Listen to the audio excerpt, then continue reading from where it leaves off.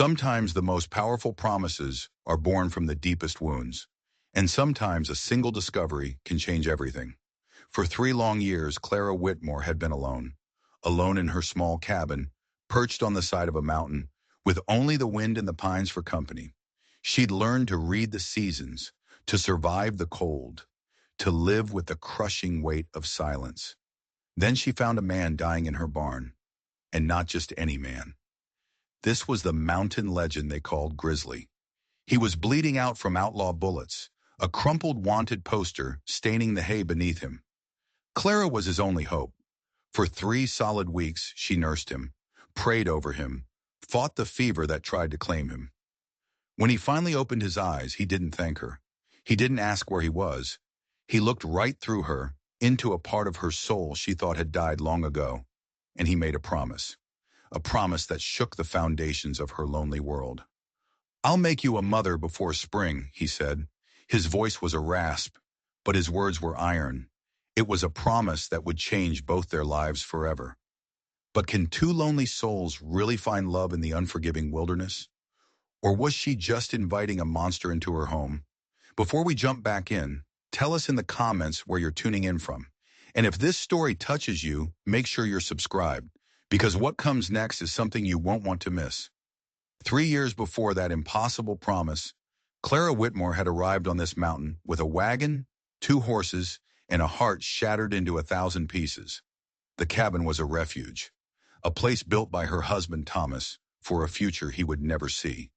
A fever had stolen him, leaving Clara drowning in debt in the pitying whispers of St. Louis society. They whispered about the young widow, the barren wife who never gave her husband the one thing he wanted most. So she ran. She ran to the mountains, to the silence, to the very edge of the world. That first winter nearly broke her. The cold was a physical beast, clawing its way through the logs. The snow was a prison, trapping her for weeks. She learned to split wood until her hands were raw, to melt snow for water, to make a handful of beans last for days. But in that struggle, she found a strength she never knew she possessed. She wasn't the fragile city girl anymore. She was a survivor. The mountain had forged her into something new, something harder. Her days found a rhythm. Morning prayers with her mother's worn-out prayer book. The familiar words were an anchor in the vast, lonely ocean of her life. Then the work, checking snares, tending the garden in the short summer, chopping wood, mending, always preparing. Evenings were the hardest. When the darkness fell, the silence would press in, thick and suffocating. She'd read by candlelight, sometimes speaking the words aloud just to hear the sound of a human voice. She'd grown used to her own company, but being used to something isn't the same as being happy with it. The loneliness was a constant ache, a phantom limb she could always feel. Some nights she'd wonder if she'd made a terrible mistake. Other nights, watching the sunrise paint the peaks in strokes of gold and rose, she felt a profound sense of peace, but she knew nothing of the man who was about to crash into her carefully constructed world. His name was Silas McGrow, but the mountains called him Grizzly. He was a legend, a ghost story told around campfires. 6.5 feet of raw power, with shoulders like an ox and eyes that missed nothing. They said he could track a whisper through a blizzard, that he'd survived 3 bear attacks. The scars a roadmap of violence across his body. The bone-handled knife at his belt was a legacy, passed down from his father, who'd learned the mountains from his father before him. It was a symbol of a life lived by an older code, a deeper law. But legends are lonely things. People saw his size, the weapons, the predator's stillness in his gaze, and they kept their distance. They saw a killer, not the man who could carve delicate birds from scraps of wood or knew the song of every creature in the forest. So he retreated deeper into the wilderness, where the animals were more honest than men. A mountain lion doesn't judge you. It just tries to survive, same as him. That reputation is what brought the trouble. The Morrison Gang, a pack of wolves terrorizing the territory, leaving a trail of blood and fear. The law couldn't touch them, so they came to Silas. Quietly. He refused at first. Civilization's problems weren't his. But then they told him about the family. A mother, a father, 3 small children. The Morrisons hadn't just robbed them. They'd butchered them. That changed everything. Children deserved to be safe, so Silas agreed to track the gang, just to gather information. But he'd underestimated them. They were organized, disciplined, 23 men moving like a small army. He was scouting their main camp when a sentry spotted him. It was a running gun battle for 3 miles. Silas used every trick he knew, every shadow, every rock. But there were too many of them. He took a bullet to the shoulder, another to the ribs. A third creased his scalp. He was losing blood, his vision tunneling to a single point of gray. He remembered stumbling, seeing the faint outline of a barn through the swirling snow, and then nothing. Just the welcoming darkness. Clara's decision to help him wasn't a decision at all. It was an instinct. She saw him lying there, a giant brought low, and her terror was swallowed by a fierce determination. She had seen enough death. She would not allow another if she could stop it. Her faith wasn't just for Sundays. It was for moments like this. For 3 weeks, she was his world. She cleaned his wounds, stitched his flesh, spooned broth between his cracked lips. She prayed over him, her voice a steady murmur against the howl of the wind, reading from the scripture until her own voice grew hoarse. And slowly he came back. The fever broke. The angry red of infection faded. His breathing steadied. On the morning he finally woke, she felt like she'd been holding her breath for 3 weeks. And then he spoke those words. "I'll make you a mother before spring." The promise hit her like a physical blow. Her face flushed hot. Her heart hammered against her ribs. No man had ever spoken to her with such raw, shocking certainty. But when she looked into his clear gray eyes, she saw no mockery, no lust, no trickery. She saw a promise, and it terrified her more than any threat could. Clara's face burned. She jumped to her feet, the prayer book nearly slipping from her grasp. She needed to move, to do something, anything to break the sudden, suffocating intimacy of the room. She stoked the fire, which didn't need stoking. She rearranged the jars of preserves on her shelf, which were already perfectly ordered. "You need broth," she said, her voice tight and high. Her back was to him, but she could feel his eyes on her, steady and unblinking. The silence stretched, filled only by the crackle of the fire. "Didn't mean to shock you, ma'am," Silas said, his voice softer now. "Sometimes a man says what's in his heart without thinking about the proper words." She paused, surprised. She had expected him to press his advantage, to be crude or demanding. Not this quiet apology. She turned, and for the first time, she saw past the legend, past the promise. She saw a man utterly exhausted, a weariness in his eyes that had nothing to do with his wounds. "My name is Clara Whitmore," she said, her voice finding its normal rhythm again. "Silas McGraw," he replied. He shifted against the pillows and winced. "Though I suspect you already know that." Her gaze flickered to the wanted poster she tucked under a stack of old newspapers. He saw the look and nodded slowly. "Found that, did you? Wondered if you might." He let out a slow breath. "Probably wondering if you're safe with a wanted man in your house." It was the question that had haunted her for 3 weeks. During the long nights listening to him mutter and groan in his fever dreams, she had been terrified. But now, looking at him, so weak he could barely sit up, she felt something else. Curiosity. "The poster says murder," she stated, her voice even. Silas held her gaze. "Poster says a lot of things. Question is, do you believe everything you read, or do you judge a man by what you see with your own eyes?" She thought about that as she ladled broth into a cup. She had seen him at his most vulnerable. She had heard him cry out a name in his sleep.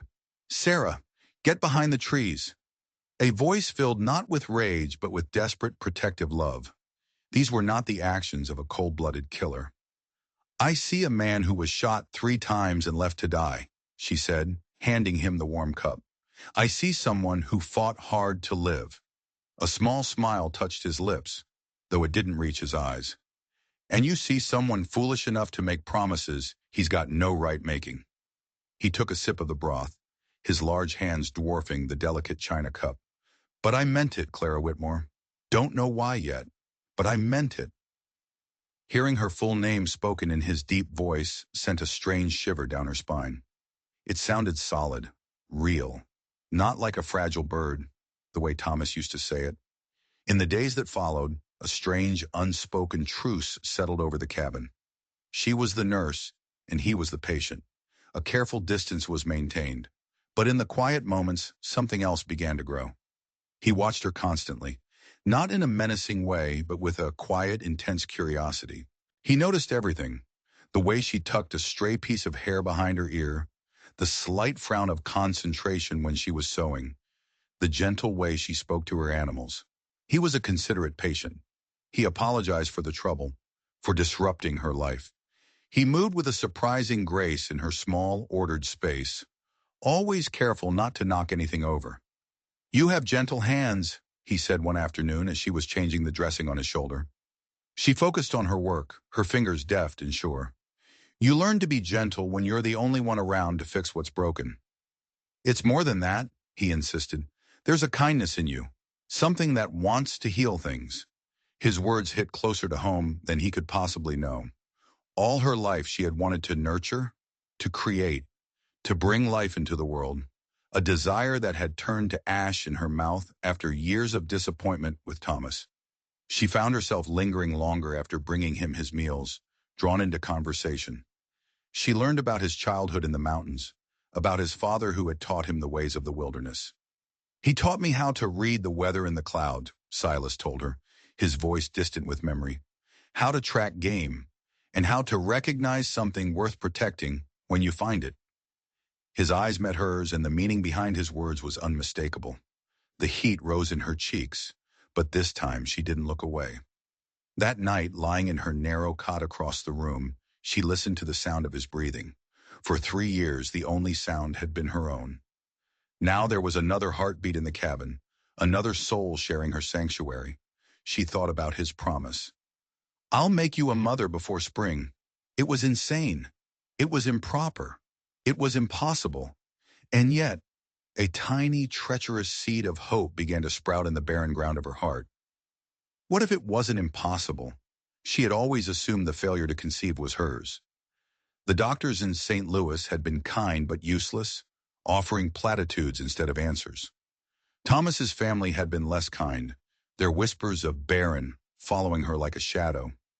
But what if the problem had never been with her?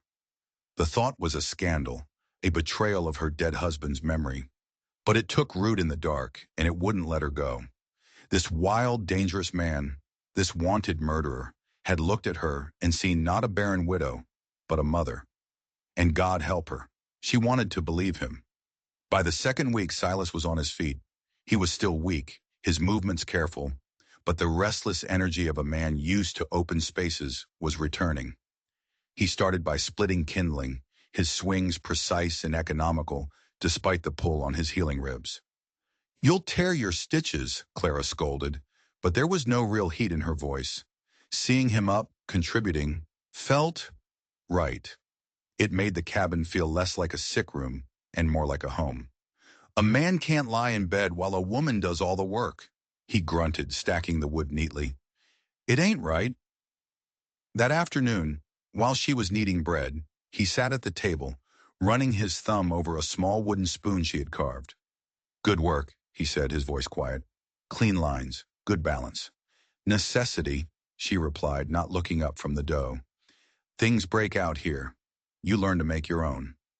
"My father taught me the same," he said. He paused, then added, "He carved birds for my mother, dozens of them. She kept them on the mantel." Clara's hands stilled in the floury dough. "What kind of birds?" she asked, her voice suddenly tight. "All kinds, whatever he saw that week. But he had a favorite, a little wren, with its head cocked, like it was listening to a secret." A cold dread, sharp and sudden, washed over Clara. She slowly wiped her hands on her apron and walked to the small wooden chest where she kept her most precious things. Her hands trembled as she lifted the lid. Inside, nestled on a piece of worn velvet, was her wedding ring, a lock of Thomas's hair, and a small carved bird. A wren with its head cocked, as if it were listening to a secret. It was identical to the one Silas had just described. She picked it up and held it out to him on her flattened palm. The silence in the cabin was absolute. Silas stared at the bird, his face a mask of confusion. Where, where did you get that? He asked, his voice a low whisper. My husband, she said, her own voice barely audible. My husband Thomas carved it for me, before he died. Silas looked from the bird in her hand to her face, and his eyes were filled with a dawning horror. He reached into the small leather pouch that hung from his belt, the one she had carefully set aside while tending his wounds. His large fingers fumbled for a moment before pulling out an object. He placed it on the table beside her bird. It was another wren, carved from the same wood in the same style, absolutely identical in every detail. The room seemed to tilt. I don't understand, Clara whispered. How is this possible? I carved this, Silas said, his voice raw with disbelief. My father taught me. It's the only pattern I know. Clara stared at the two birds, sitting side by side on her kitchen table. Two identical birds carved by two different men, in two different worlds. It made no sense. Her husband was a gentleman from St. Louis. Silas was a mountain man, a legend. Their paths should never have crossed, unless one of them was lying. The trust she had started to build, the fragile hope that had begun to bloom, withered and died in an instant. The man she had saved, the man who had promised her a future, was suddenly a stranger again, a stranger with impossible secrets. Who are you? She asked, backing away from the table, away from him. Before he could answer, a flicker of movement outside the window caught her eye, a shadow detaching itself from the line of pine trees at the edge of the clearing. Then another, and another. Silas saw it too. He was on his feet in an instant, his weakness forgotten. He moved to the window, peering cautiously through the edge of the curtain. His body went rigid. Morrison, he breathed, the name a curse. He found me. Clara's blood ran cold. The Morrison gang, the men who had shot him, the men he said were ruthless killers. They weren't just a story anymore. They were here, and they had trapped them in the cabin. Panic seized Clara, cold and sharp. Her world, which had already been turned upside down, was now shrinking to the four-log walls of her cabin. Outside, in the swirling snow, were men who killed for pleasure. Inside was a man whose secrets were as dangerous as the bullets about to fly. How many? She asked, her voice a strained whisper. Silas didn't take his eyes off the tree line. I see 5, but Morrison's never that simple. There'll be more. Circling, watching. The first shot cracked through the winter silence, loud as a thunderclap. Wood splintered next to the window frame, showering the floor with debris. Clara screamed and dropped to the floor, her heart hammering against her ribs. This wasn't real. This couldn't be happening. Get away from the windows, Silas commanded, his voice a low growl. He was no longer the patient, the convalescent. He was the grizzly, the predator. He grabbed his heavy rifle from where it leaned against the wall, his movements fluid and certain. Stay low. He crawled across the floor to the other side of the cabin, peering through a small gap in the chinking. Another shot rang out, this one shattering the small glass pane of her other window. The cold wind rushed in, a hungry beast.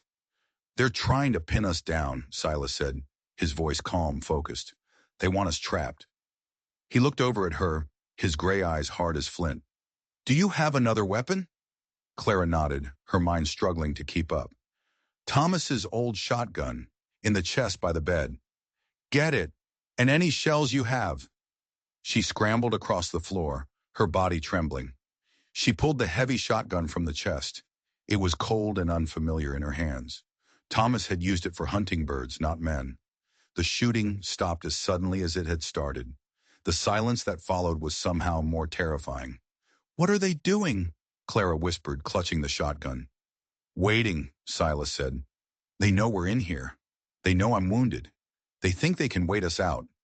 He crawled back towards her, keeping his body low. They think we'll get scared, make a mistake. He looked at her, his gaze intense. We're not going to do that. He checked the load in his rifle, his hand steady. Clara, I need you to listen to me. Whatever you're thinking about me, about that bird, it doesn't matter right now. All that matters is staying alive. She could only nod, her throat too tight for words. The sight of the two identical birds on the table seemed like a lifetime ago. "They'll likely try the doors first," he continued, his voice a low, steadying murmur. "The main door is thick. The back one is weaker. We need to barricade it." Together, they pushed the heavy oak table against the back door, piling chairs and the wood box on top of it. Every scrape and thud seemed deafeningly loud in the tense silence. Hours passed. The sun began to dip below the peaks, casting long, menacing shadows across the snow. The cabin grew colder. Clara huddled near the stone fireplace, the unlit logs offering no comfort.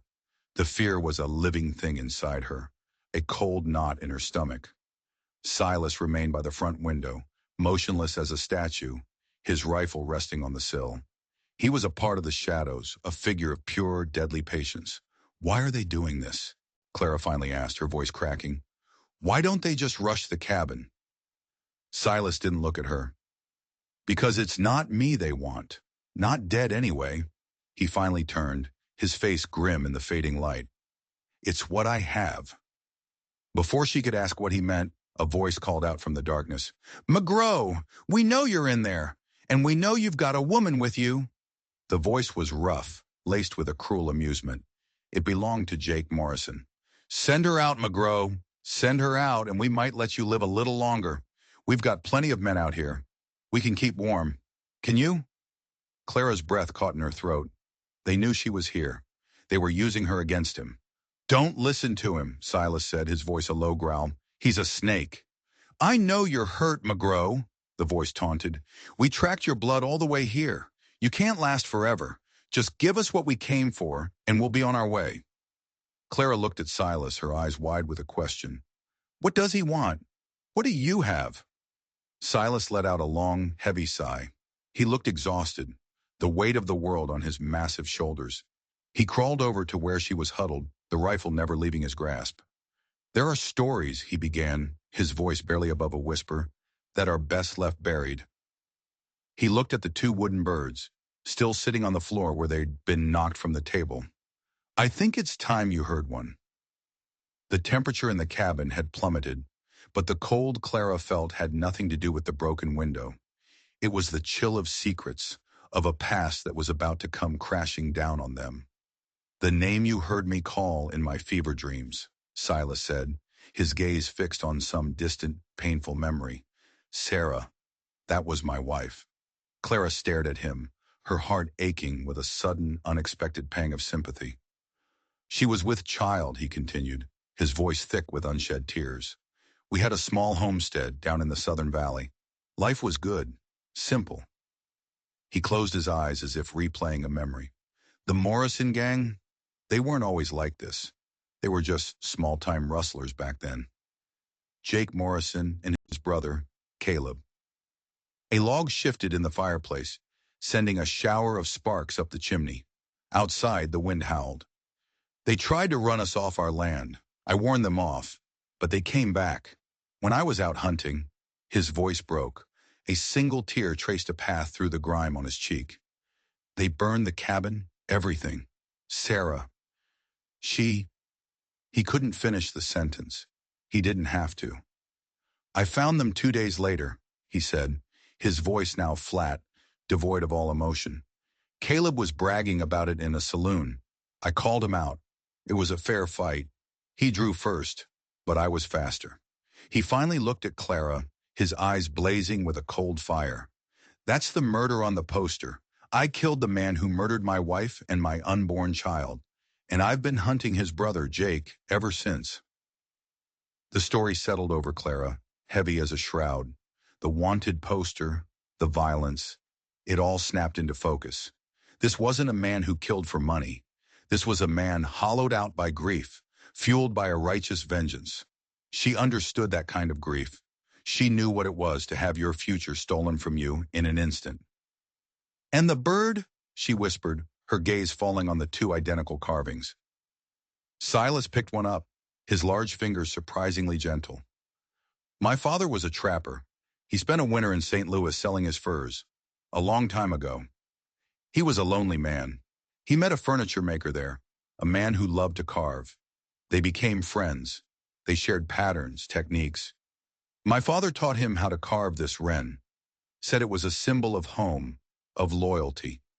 Clara's world tilted on its axis once more. A furniture maker. From St. Louis. Thomas, she breathed.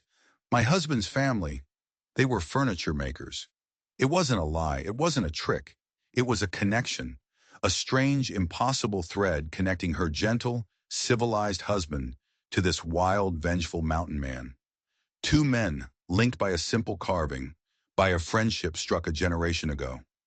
The shock of the revelation was so profound, she almost didn't hear the scraping sound at the back door. But Silas heard it. He was on his feet in an instant, pushing her behind him, raising his rifle. The makeshift barricade at the back door began to shudder. They weren't waiting anymore. They were coming in. The back door groaned, the wood splintering under a heavy, coordinated force. The table scraped against the floorboards as it was shoved inward. "The roof!" Silas hissed, grabbing Clara's arm and pulling her toward the ladder that led to the small sleeping loft. "Get up there! Now!" Clara didn't hesitate. She scrambled up the ladder, the heavy shotgun clutched in her hand, her heart pounding a frantic rhythm against her ribs. She sprawled onto the rough-hewn planks of the loft just as the back door burst open. Three men spilled into the cabin, their faces harsh and bearded in the dim light. They were followed by Jake Morrison, a tall, wiry man with cold, dead eyes. "Well, well," Morrison sneered, his gaze sweeping the empty room. "Looks like the lovebirds have flown the coop." From the loft, Clara could see the whole room. She saw Silas pressed against the wall beneath her, hidden in the deepest shadows, his rifle at the ready. She held her breath, trying to will herself invisible. "Check the loft," Morrison ordered one of his men. The outlaw swaggered toward the ladder, a cocky grin on his face. He placed a boot on the first rung. That's when Silas moved. He stepped out from the shadows like a ghost, silent and deadly. Before the man on the ladder could even turn, the butt of Silas's rifle slammed into the back of his head. The man crumpled without a sound. The other two outlaws spun around, raising their pistols, but they were too slow. Silas's rifle boomed, the sound deafening in the enclosed space. The cabin filled with gun smoke. One of the men was thrown backward, a dark stain spreading across his chest.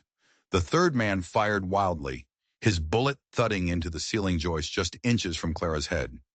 She screamed, a raw, terrified sound. The distraction was all Silas needed. He lunged forward using his rifle like a club, a brutal, efficient swing that sent the third outlaw to the floor. It was over in seconds. Three men down. But Jake Morrison was still standing by the broken door, a grim smile on his face. He hadn't even drawn his weapon. He just watched, as if he'd expected it. "You're slowing down, Grizzly," Morrison said calmly. "There was a time you would have done that without making a sound." He took a deliberate step into the room. "But then, you've been bleeding for a while now, haven't you?" Silas stood panting, his face pale, a fresh slick of blood seeping through the bandage on his side. He had pushed himself too far. He kept the rifle aimed at Morrison's heart. "It's over, Jake," Silas rasped. "Get out!" Morrison chuckled, a dry, rattling sound. "Over? It's just getting started."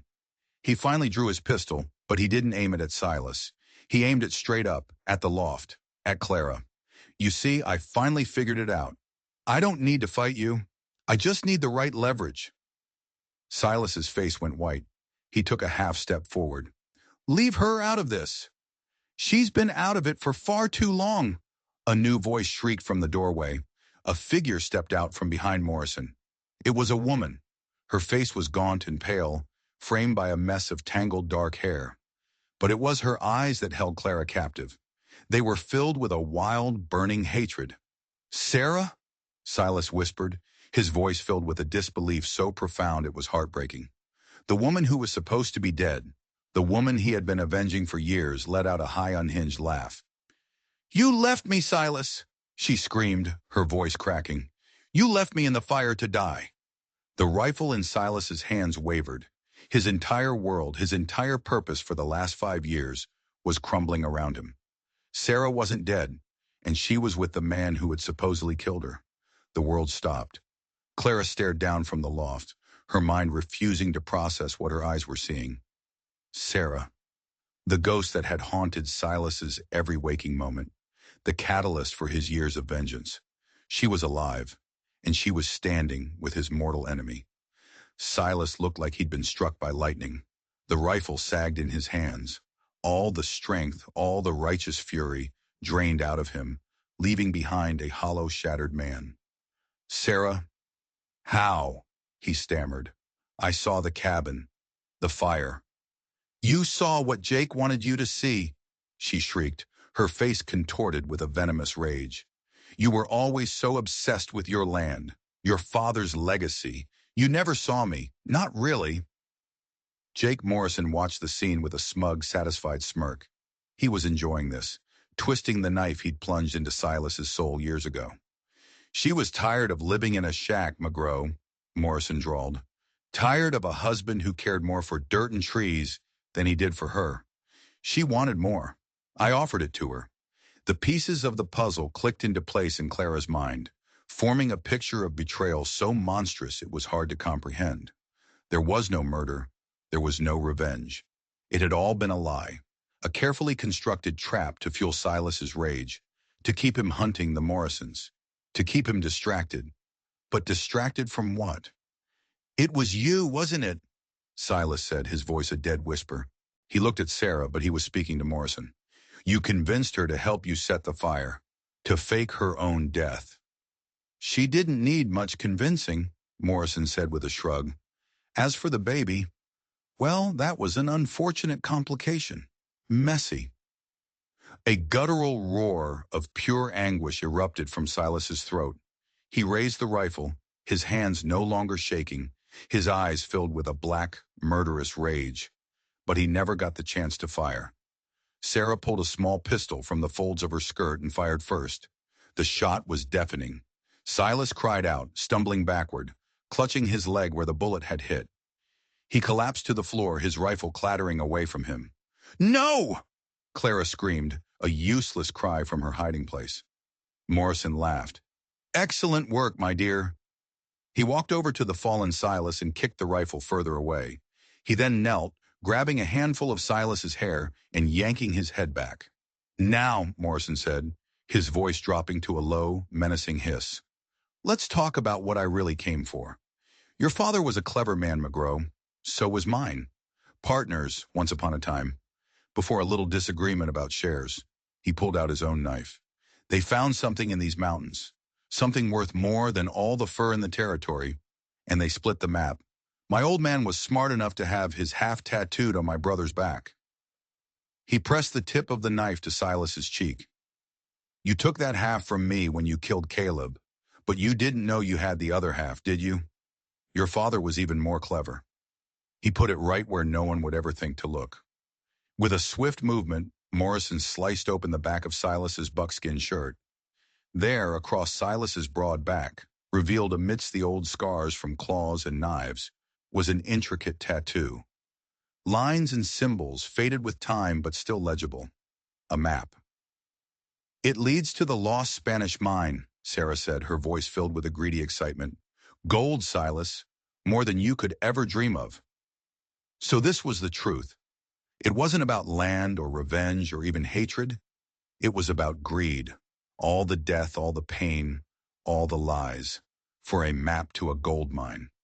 "You're a fool, Silas," Sarah spat, looking down at the man she had betrayed. "You could have had all of this with me, but you were content to play in the mud." Morrison stood up, holstering his pistol. "Tie him up and get her down from the loft. She's seen too much." One of the men who had been standing guard at the door started towards the ladder. Clara's heart stopped. There was nowhere to run, nowhere to hide. She was trapped. She looked at the shotgun in her hands. It was heavy, clumsy. She had never fired it. She looked down at Silas, bleeding on her floor, his face a mask of agony and betrayal. The man who had promised to make her a mother. The man who had been living a lie but whose pain was terrifyingly real. And in that moment, something inside Clara Whitmore snapped. The quiet, grieving widow disappeared. The woman who had survived 3 years alone on a mountain, the woman who had fought blizzards and starvation and loneliness, took her place. The outlaw put his foot on the first rung of the ladder.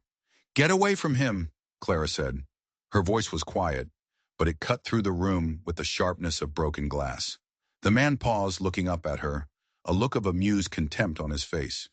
Morrison and Sarah turned to look as well. "What's that, little bird?" Morrison mocked. "Did you say something?" Clara stood up, moving into the light from the broken window. She raised the shotgun, the double barrels looking like two dark, hollow eyes. Her hands were shaking, but her gaze was steady. "I said," she repeated, her voice ringing with a cold, hard fury she didn't know she possessed. "Get away from him." Morrison's smile faltered. He saw the look in her eyes. This wasn't a frightened little mouse. This was something else entirely. "Shoot her!" he ordered the man on the ladder. The man started to raise his pistol. Clara pulled both triggers. The shotgun roared, a deafening, apocalyptic blast that filled the small cabin. The force of it threw her backward, slamming her shoulder into the wall. But the outlaw on the ladder was thrown further. He was lifted off his feet and slammed against the far wall, his chest a ruin of blood and splintered wood. For a heartbeat, there was total, shocked silence. Then all hell broke loose. The silence shattered. Jake Morrison stared at the body of his man, then up at Clara, his face a mixture of shock and fury. Sarah screamed, a high panic sound. That single moment of chaos was all Silas needed. With a roar of pain and rage, he surged up from the floor. He ignored the fire in his leg and lunged, not for a weapon, but for the hearth. He grabbed the heavy iron poker from its stand, its tip still glowing faintly from the morning's fire. Morrison turned, raising his pistol, but Silas was a whirlwind of motion. He swung the poker in a wide, vicious arc, the glowing tip connected with Morrison's gun hand. The outlaw howled in pain, his pistol clattering to the floor as the smell of seared flesh filled the air. Silas didn't stop. He brought the poker back around, slamming the heavy end into Morrison's knee. The crunch of bone was sickeningly loud. Morrison collapsed, screaming. Clara, her ears ringing from the shotgun blast, scrambled to reload. Her hands fumbled with the shells, her whole body trembling with adrenaline. She had just killed a man. The thought was distant, unreal. All that mattered was the fight.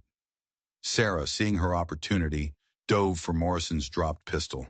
Her fingers were just closing around the grip when Clara finished reloading. She aimed the shotgun down from the loft. "Don't," Clara said, her voice shaking but firm. Sarah froze, her eyes wide with fear and hatred.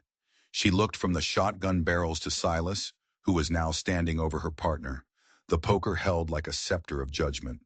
The tide had turned. "It's over, Sarah," Silas said, his voice a low, dangerous rumble. He was breathing heavily, leaning on the poker for support, but his eyes were clear.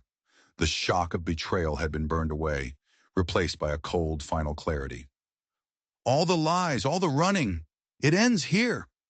Suddenly, from outside, another sound cut through the chaos. A whistle, sharp and clear, followed by another. It was a signal. The other man Morrison had posted as a guard burst through the door, his rifle raised. "Jake, what's going on?" He didn't get to finish. Silas, without turning, threw the heavy poker with all his might. It spun end over end, striking the man square in the chest. He staggered back, gasping for air, and Silas was on him in an instant, disarming him and throwing him against the wall. The cabin fell silent once more. The only sounds the ragged breathing of the fighters, the whimpering of Jake Morrison, and the howl of the wind outside. Silas stood in the middle of the room, surrounded by the wreckage of his past. He looked at Sarah, who was still frozen on the floor, the pistol just inches from her hand. "Was any of it real?" he asked, his voice raw with a pain deeper than any bullet wound. Sarah stared at him, her face a mess of tears and fury. "I loved you," she whispered, "and maybe it was the truth, or maybe it was just one last lie. But I couldn't live like that. I couldn't be a mountain man's wife. I wanted more," Silas finished for her. He nodded slowly, a terrible understanding dawning in his eyes. He had been so blinded by his own grief, his own legend of a perfect, stolen love, that he had never seen the woman standing right in front of him. He bent down and picked up Jake Morrison's pistol. He didn't point it at Sarah. He just held it. "You have two choices," he said, his voice devoid of emotion. "You can pick up that gun and try to use it, Or you can walk out that door and never come back. If I ever see you again, I won't hesitate." For a long moment, Sarah didn't move. Her eyes darted between the pistol on the floor, Silas, and the open door that led out into the blizzard and an uncertain future. Finally, with a sob that was half rage and half despair, she scrambled to her feet and ran. She disappeared into the swirling snow without a backward glance. Silas watched her go, then turned his attention to Jake Morrison, who was clutching his shattered knee, his face pale with pain and shock. "The map is useless to you now," Silas said. He then did something Clara never would have expected. He walked over to the fireplace, stoked the embers into a small flame, and held the corner of the wanted poster, his own wanted poster, to the fire. He let it catch, then dropped the burning paper onto the back of his own shirt, directly over the tattooed map. He gritted his teeth, his whole body tensing as the fire seared his skin, but he didn't make a sound. The smell of burning leather and something else filled the room. When the fire died out, the map was gone, replaced by a raw, angry burn. The secret of the lost Spanish mine was gone with it, destroyed forever. He then turned back to Morrison and the other conscious outlaw. "Get him out of here," Silas commanded the outlaw. "The law will be looking for you. Tell them Silas McGrow died up here in the storm. Tell them whatever you want. Just get out of my sight." The outlaw, terrified, scrambled to obey, dragging his screaming boss out of the cabin and into the blizzard. And then there was silence. It was over. Clara slowly, shakily, climbed down from the loft. The room was a disaster. Bodies, blood, splintered wood. In the middle of it all stood Silas. He looked at her, his face a canvas of pain, betrayal, and exhaustion. He took a limping step towards her, then another. His strength finally gave out, and he stumbled. Clara rushed forward and caught him, her small frame struggling under his weight. She helped him to a chair, her mind reeling. He looked around the cabin, at the destruction, at the blood on her floor. "I'm sorry, Clara," he whispered, his voice cracking. "I brought all this on you." Clara knelt in front of him, taking his large, calloused hand in hers. She looked at the man she had saved, the man whose lies had nearly gotten them killed, but who had also, in the end, saved her. She saw the years of pain in his eyes, the hollow ache of a betrayal that had stolen his life, and she felt no fear, only a deep, profound compassion. "You didn't bring this on me, Silas," she said softly. "Life did." She gently touched the new raw burn on his back. "You don't have to carry this anymore." Spring came late to the mountains that year. The snow lingered in the high passes, reluctant to release its grip. But eventually the sun grew warmer, the creeks began to thaw, and the first green shoots of new life pushed their way through the cold earth. They buried the dead outlaws in a deep ravine where the wolves would find them. Silas's leg healed, leaving him with a permanent limp. Clara's shoulder ached for weeks from the shotgun's kick. The cabin was repaired, the broken door replaced, the bloodstains scrubbed from the floorboards. But the scars remained on the cabin and on its inhabitants. They didn't talk much about that day. The truth of it lay between them, a shared, unspoken trauma. They talked of other things instead, of the weather, of the elk herds moving to their summer grazing grounds, of the best way to plant corn. They fell into a new rhythm, one of shared work and quiet companionship. Clara taught Silas the words from her prayer book. Silas taught Clara how to read the tracks of a mountain lion. He carved her a whole flock of wooden birds, each one different, and set them on her mantel. She stitched him a new buckskin shirt, her stitches neat and strong. The cabin, once a sanctuary of solitude, became a home filled with the quiet sounds of two people rebuilding their lives together. One evening, as they sat by the fire, Silas turned to her. The promise he had made, the one that had so shocked and frightened her all those months ago, had hung in the air between them, unmentioned but not forgotten. "Clara," he began, his voice hesitant, "what I said when I first woke up, it was a fool's promise, made by a man who didn't even know himself." He looked into the fire. "I have nothing to offer you. I'm a broken man with a past full of ghosts." Clara looked at him, at his strong, scarred hands, at the kindness in his gray eyes, at the limp that would always be a reminder of the lies he had lived. She saw not a broken man, but a man who had faced the worst parts of himself and survived. A man who had burned away his own past to protect their future. She reached out and placed her hand on his cheek. "We're all broken, Silas," she said softly. "That's how the light gets in." He turned to face her, his eyes searching hers, filled with a hope that was fragile and new. "It wasn't a fool's promise," she whispered, a small, brave smile on her face. "It was the only promise that ever truly mattered." He leaned in and kissed her, a kiss that tasted of wood smoke in winter and the promise of spring. It wasn't a kiss of wild passion, but of quiet gratitude, of two lonely souls finally finding their way home. And as the last of the snow melted from the high peaks, Clara knew that some promises, even the ones born from the deepest wounds, were meant to be kept. Sometimes the greatest strength is found not in vengeance, but in forgiveness. And sometimes the family you choose is the one that truly heals you. If you believe in second chances, hit that subscribe button and turn on notifications, because the stories we share here are all about the incredible resilience of the human heart. And let me know in the comments, what was the one twist in this story that shocked you the most? Thanks for watching, and we'll see you in the next one.